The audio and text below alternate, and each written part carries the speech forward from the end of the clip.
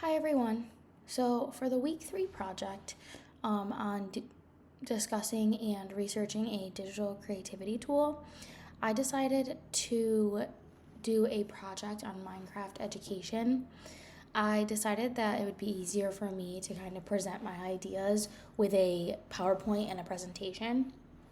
So the lesson that I will be sharing today explores Minecraft education and how you can use it for a social studies lesson. This is actually something that I have done with my second graders, and it how we used it is we talked about urban, suburban, and rural communities, and then they kind of learned about the different features, and then they actually had to create one of the three communities in Minecraft. So for this presentation, I'm going to walk you through the goals, the activity, how students used it on the iPad, used Minecraft, and kind of what the final product could look like. So the digital creativity tool overview, Minecraft works really well with my younger learners because it's very interactive, it's very visual, and it's also very familiar for the kids. Doing different academic tasks in Minecraft is something that they really enjoy doing because they already have a basic understanding of the building in the digital world, and they're kind of able to jump right in. It's naturally encouraging creativity, problem solving, and it's flexible enough that it does fit into different subject areas. For this purpose is social studies. For this specific lesson, it becomes a tool for them to be able to model the information that they're taking from the unit and kind of model it in a way that feels like they're almost playing, but it's super purposeful too. So the learning context, obviously, like I said, this is a project that I already do with my second grade social studies students, and it's on different communities. So with New York State guidelines at this point, they need to be able to create concrete examples. So instead of just looking at the pictures of the urban, suburban, and rural communities, they were able to take what they learned about each one, and they're able to decide what really belongs there. And this is kind of how we showcase if they are making progress in their learning.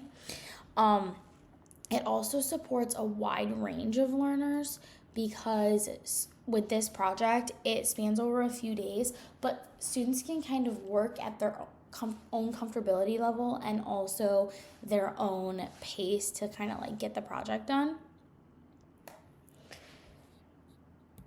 So for learning objectives, the goals that I've come up with and objectives that I've come up with for this specific lesson are identify key features of urban, suburban, and rural communities, design a 3D model of one community type in Minecraft, explain why they included the specific structures, being able to collaborate with their peers to plan and revise their builds, and reflect on how the community features meet people's needs. I think one of the biggest components of this that is kind of something extra that's added into it is the collaboration piece. Because they are second graders, doing a project like this by themselves can be a little bit tricky because it is a lot of work. So this is a project that they do in partners. And I think that's a way that you can kind of tailor Minecraft to decide how you're going to teach the lesson, because you can make it that it's an individual lesson for students that are a little bit older, but for my second graders, doing it in partners and pairs really helped them in their learning.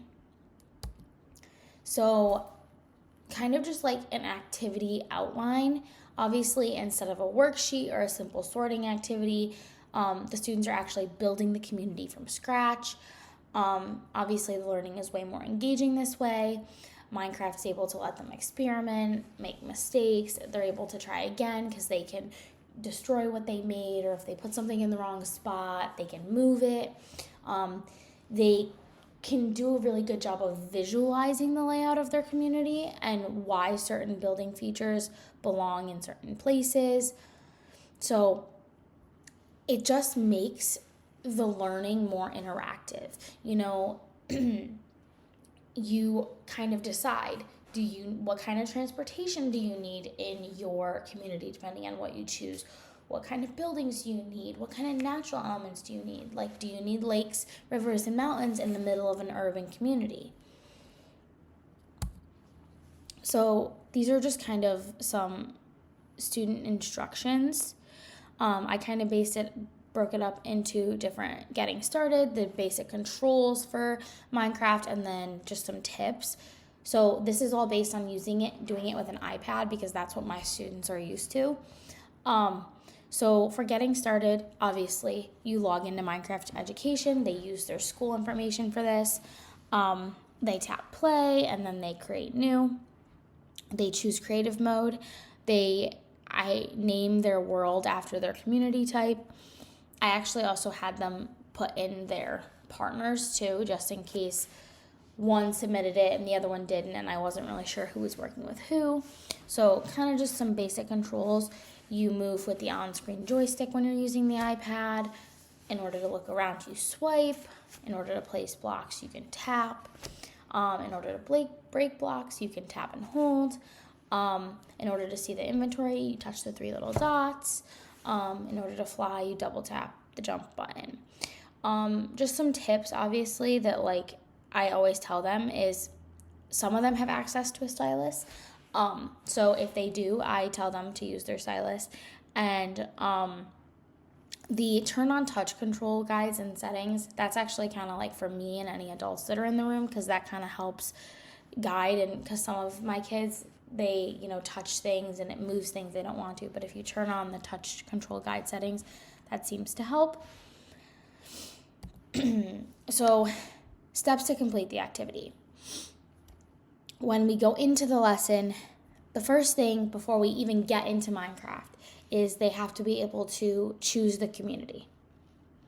This activity is, I forgot to mention, this activity is going to take 3 days, a little bit more. So obviously on the first day, you want to introduce the task and get started. That's where your step 1, you're choosing your community. The second day is brainstorming. So they do complete a worksheet for this, and that's kind of in the worksheet. What they do is they have to pick a community, obviously, and they have to choose what types of features they need. Do they need lakes? Do they need rivers? Do they need skyscrapers? Do they need open land? Do they need houses? Do they need, a lot of roads? Do they need, different elements? Do they need a school? Do this and that? So they're kind of brainstorming, they're deciding, they're choosing what they want to put in their community. And then obviously, once it's checked by an adult, they can start building their community. When they are building their community, this is the process that takes a good amount of time. It depends on how involved the student is with Minecraft and how much they know about Minecraft.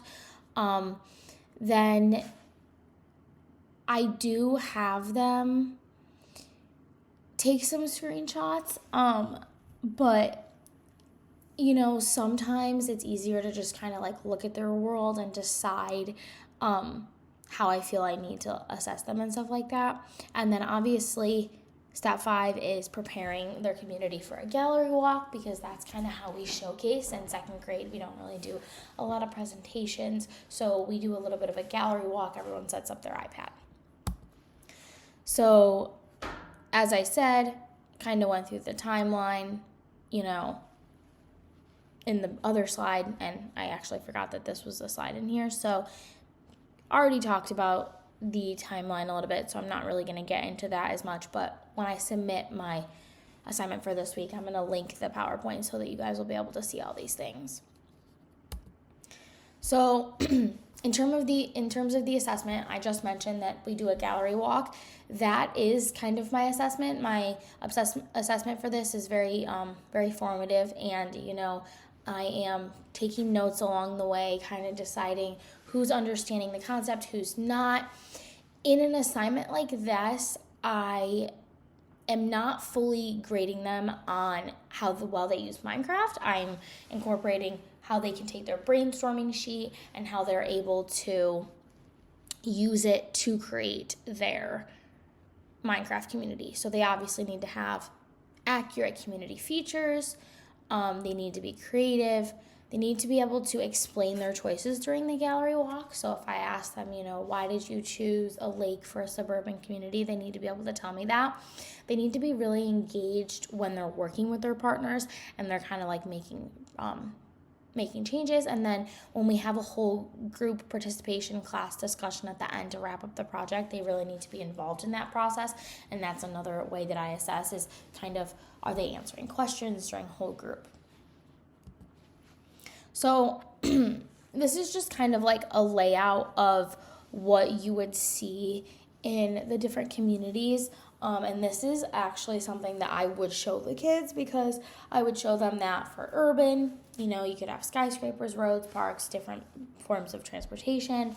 For suburban, you'd have houses, schools, small shops, and then for rural, you would have farms, barns, fields, and animals. This also lets them know what the finished product would look like. It's more about giving them a sense of detail and showing them things that they could include. This works for my students who struggle to come up with ideas. If I kind of show this to them, it's a kind of realm of, okay, here, I have some ideas that I can work with. And it also gives them clear expectations of what I'm expecting. So here, these are just some screenshots. These are not builds that my students have made. These are builds that I just pulled from the internet for this assignment. These are screenshots that I would show my students. So this kind of gives them an idea of what the rural community could look like, what the urban community could look like, and what the suburban community could look like. Once again, it sets clear expectations, and it's especially helpful for students who need that visual support and, like I said before, have trouble generating their own ideas.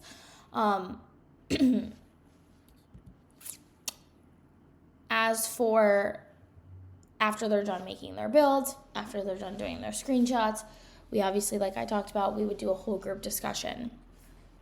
What community did you build and why? What features did you include? How does your community meet different people's needs? And what was challenging about your community? These questions are obviously guiding them to explain their choices, talk about how their community meets people's needs, and share what's challenging. It's obviously a simple way to check for understanding and help them make connections between the builds that they created and social studies context. So kind of just like to wrap it up, Minecraft education transforms social studies learning by making it interactive and creative. Students deepen their understanding through building, exploring, and explaining their communities. It supports different learning styles, which is another reason that I really like it. You kind of really embed that hands-on learning.